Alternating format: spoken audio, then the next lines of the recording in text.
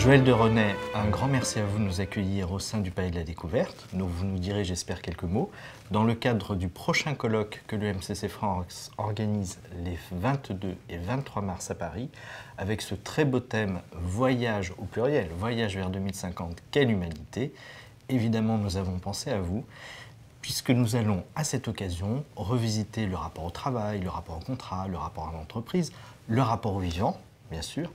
Et donc, je suis très heureux de pouvoir vous interviewer aujourd'hui, et déjà dans un premier temps pour savoir un petit peu plus qui vous êtes. Nous savons que vous avez écrit par exemple le Macroscope en 1975, on en parlait tout à l'heure, mais vous avez fait énormément de choses, donc c'est avec plaisir que je vais pouvoir dégager un petit peu quelques éléments avec vous de votre parcours. Je suis très heureux de vous recevoir au Palais de la Découverte, qui est un véritable symbole pour moi, puisqu'à l'âge de 12 ans, quand je l'ai visité, on a le même âge, le Palais de la Découverte et moi. Il date de 1937, moi aussi.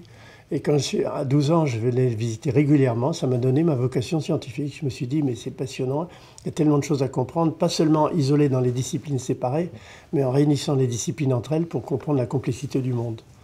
C'est super. Alors effectivement, je crois que vous êtes d'abord biologiste, mais en même temps vous êtes intéressé à énormément d'univers. Est-ce que vous pouvez nous dire un petit peu comment vous avez commencé à mailler votre curiosité, vos découvertes? D'abord, je suis chimiste, et même on spécialise en chimie organique, chimiste organicien, c'est-à-dire avec carbone, hydrogène, oxygène, azote, c'est-à-dire les atomes qui constituent le vivant.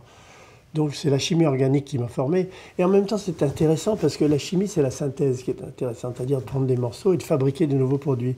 Et pour moi, c'est le même symbole que pour les idées. On a des idées, on a des mots, on a des phrases, et on fait des synthèses. Et en fait, ma vision du monde, c'est une vision de synthèse. J'ai toujours essayé dans le Macroscope de décrire la complexité et les moyens pour décrypter cette complexité qu'on appelle l'approche systémique. En fait, je fais des synthèses, comme en chimie, mais avec des mots. C'est peut-être une analogie un petit peu rapide, mais c'est ça qui m'a vraiment formé mon esprit et formé mon regard sur la biologie. C'est de la chimie organique que je suis passé à la biologie, et de la biologie à l'informatique au MIT. C'est-à-dire que la chimie m'a conduit à comprendre les molécules, à étudier les molécules du corps, notamment les grosses molécules qui s'appellent des enzymes et des protéines. Et au MIT, j'avais la chance d'avoir ce qu'on appelle un ordinateur graphique, c'est-à-dire sur un écran d'ordinateur, de pouvoir visualiser les molécules en 3 dimensions, les étudier les substrats qui peuvent les activer ou les inhiber. Et donc, vous voyez, le passage, c'est chimie vers la biologie vers l'informatique, pour mieux comprendre la biologie. Et c'est extrêmement intéressant, parce qu'on aura sûrement l'occasion de reparler tout à l'heure, mais vous avez ce regard sur les symbioses qui sont en train de se créer entre ces différents univers, entre le vivant, l'atome et le numérique. Ce sera sûrement un de nos sujets. J'ai l'habitude de rappeler ce que dit Paul Ricoeur sur le fait que nous n'avons pas l'habitude d'avoir dans notre identité narrative cette capacité à expliciter quelle est notre excellence. Mais ce que j'observe déjà dans nos premiers échanges, c'est que vous avez cette capacité de faire des liens entre différents univers auxquels nous n'avons pas toujours l'habitude de faire. Est-ce que vous pouvez nous dire ce qui fait que finalement vous êtes intéressé depuis longtemps au futur? D'abord, je reprends cette notion du lien intelligéré. L'intelligence, c'est créer des liens entre les choses. C'est pas simplement stocker de l'information dans son cerveau, c'est créer des liens pour les réutiliser d'une manière pratique. Et donc, depuis toujours, je suis passionné par les liens. Notre société s'est construite sur les éléments et les forces.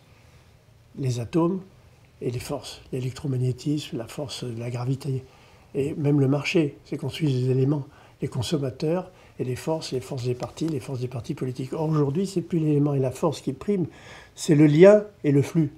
Élément et force, lien et flux, c'est-à-dire une nouvelle dynamique. C'est cette dynamique, quand je l'ai compris assez tôt, finalement, par la chimie et par la biologie, qui m'a entraîné à essayer de mieux comprendre la complexité, dans la capacité à décrypter la complexité telle qu'elle est, mais pas la découper par l'analytique en petits morceaux séparés qu'on n'arrive plus à reconstruire après. Bon, Descartes, très bien, il nous a appris à découper la complexité en éléments analytiques, mais Edgar Morin et d'autres, les visionnaires de la systémique, dont Luc Bertalanffy, dont j'ai beaucoup parlé puisque j'ai fait partie de l'association General System Society très tôt, à 20 ans.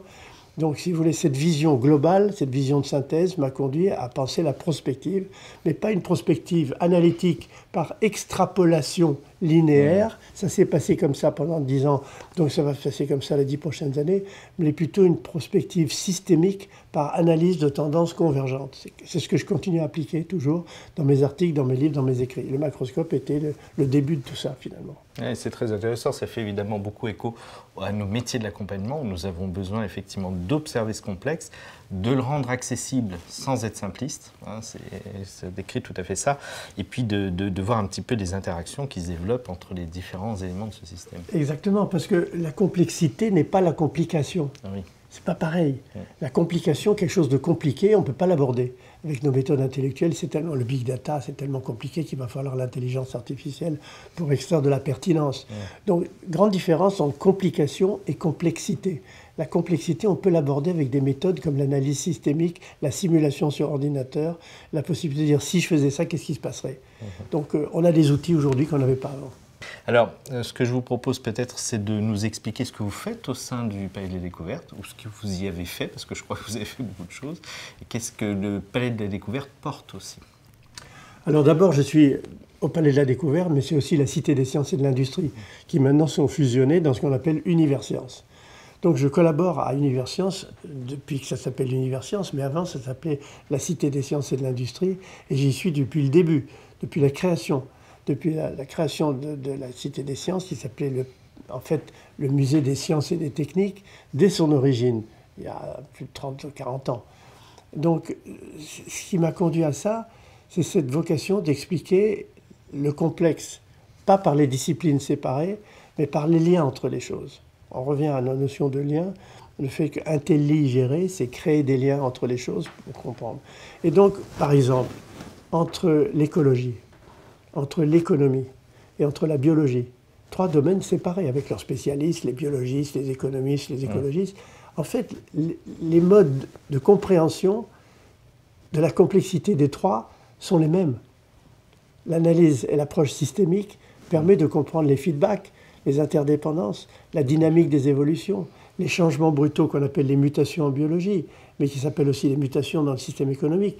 Donc, au-delà des analogies, il y a des méthodes systémiques fondamentales qui s'appliquent par exemple à ces 3 domaines, écologie, biologie, économie.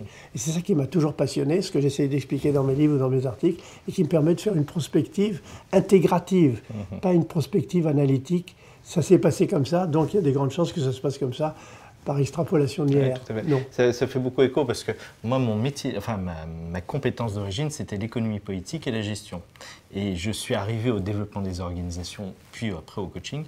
Et j'ai effectivement fait ce constat-là, hein, nous avons effectivement des méthodes et des principes que nous pouvons faire passer finalement d'une discipline à l'autre et faire tomber finalement ces barrières entre les disciplines.